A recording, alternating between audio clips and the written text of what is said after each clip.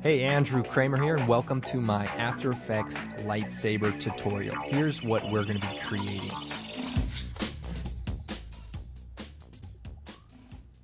Very nice. This is my friend Sam Loya, and of course, he brings it every time he gets into the Jedi costume. And also, I want to thank my friend Larry Costalis for the authentic lightsaber. He probably had to outbid some poor schmuck on eBay at the last second. But hey, whatever works. So before I show you how we're going to be creating this lightsaber effect, let me just quickly show you how I've seen it other places on the internet. So what I'm going to do is take our Sam swing footage and drag it into the new comp button and basically create a new solid white, and then I'm going to lower the opacity down 50% or whatever so I can see what's underneath it. Zoom in here, take the pen tool, and basically draw a shape around the lightsaber. And you're going to need, essentially going to need at least 4 points, but possibly more. And then if you hit the letter M, bring up the mask shape, and we set the stopwatch for a keyframe. And basically go page down and move these points one by one, and basically rotoscope the whole lightsaber frame by frame. Yeah. So anyway, this is a good way to do it, and then after you do that, you would basically add a glow to it, and there you go. Now, for the average Star Wars fan filmmaker, this method is a bit unrealistic. Even with the lack of a normal social life, this method leaves very little time to watch TV, collect toys, and try out new online dating websites because the last one didn't work out. Oh, hang on a sec. Let me just move this out of the way here. So instead of just demonstrating how others have done it, I've actually created an easy-to-use preset that we're going to work with.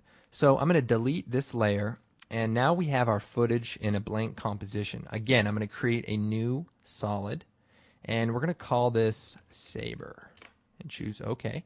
Doesn't matter what color, just make sure it's comp size, and choose OK. Then come over to the Effects presets, go down to Andrew Kramer and VFX, and we have this fancy lightsaber preset. Simply drag it out to our blank layer, and bam, we have a lightsaber ready to go. Now, this is an expressions-based lightsaber, so there's a lot of things going on in the background, but you only need to worry about what's in the saber controls. So let me just quickly go through the different options here and explain them. First, we have the show glow. So we turn that off, and we can create just a draft preview of what the lightsaber base looks like. And this is good for two reasons. One, it renders a lot faster. But two, you can also see the lightsaber a little bit better when you're trying to position the points. So when you're getting into these small spaces, you can tell a little bit better, unlike when you have the glow on. So that makes it a lot easier to, go frame by frame. Now, of course, we have the color. Simply just change the color to anything you want. You can have a friendly Jedi, or you can have an evil Jedi, or anything in between. Then we have the start and end position, as you just saw me move. Basically, what you'll do is select the name Saber Controls and move these 2 points around. Just make sure that you use the start position and put it at the base of the lightsaber, and the end position somewhere where you think it ends. Now that's important for the next setting. We have the extend, and if we bring that down to 0, we can extend it, and if our glow's on, you can see what that would do. So if you have it reversed, obviously you're going to have a problem. And we have the thickness, so at any time we can adjust the thickness, and that way if our saber is a really nice replica, or if it's one of those crappy retractable ones and it's a little bit thicker, you'll be able to work with it. Also, you have the glow amount. We have our secondary glow, or our extra glow, and that just kind of gives an outer glow.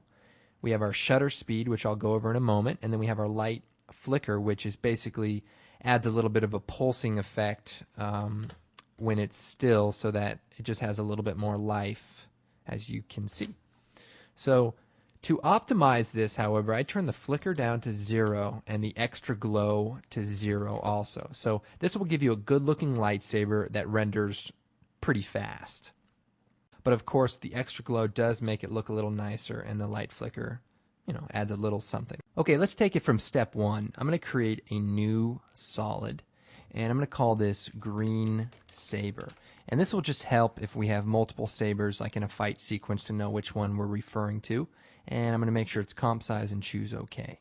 Then I'm going to go over to my effects and presets, Andrew Kramer, and down to VFX. Now, you can get these presets from the website and simply put them into your effects and presets folder. And whether you're on 6.5 or 7, just copy the Andrew Kramer folder right in there, and they'll show up just like this. And when they do, just drag it out to our blank solid. So what you want to do is set a keyframe for the start position by clicking the stopwatch, and for the end position by clicking the stopwatch. Then, with the name Saber Controls selected, you'll see we get these 2 controllers that allow us to move it around. So if you just get in there, we can move our start position into place, and you can see that the start position numbers move when you move that particular operator around. So make sure you're moving the start position to the base and the end to the end. And for now, I'm going to shut the show glow off, and that way this will just render a lot faster as we go through. So the first thing you want to do is get the lightsaber in place onto one frame. Then, using page up and page down, go through and just reposition these points. And because the stopwatch is on, it will automatically create a keyframe every time you move it. And if you hit U, you can actually see the start and end position keyframes generating. So I'm going to hit page down, and just with the saber controls selected, move the saber points. Now, it may not be the greatest thing, but at least you're not moving 4 points. And you don't have to be perfect, just basically get it into place. Now, when the lightsaber moves quickly, you're going to notice that it begins to have motion blur. So what you want to do is basically split the difference of the motion blur and just make sure it lines up with the actual handle of the lightsaber. And that'll be your best bet.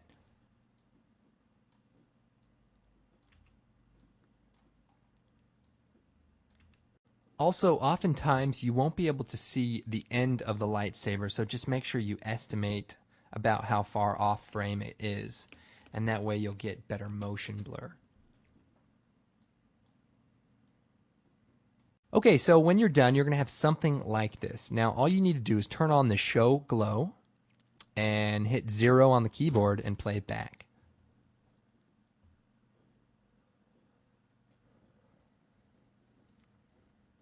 Okay, so as you can see, motion blur is automatically being calculated for fast movements. And that's all based on the expression that I've already pre-created that you don't even need to touch or even think about, for that matter. Now, say you want more motion blur or less motion blur. What you can do is, in the Saber controls, go down to the shutter speed. You can either increase the shutter speed so you'll see less blur, or decrease it to see more blur. And basically, you want to experiment with this and play it back.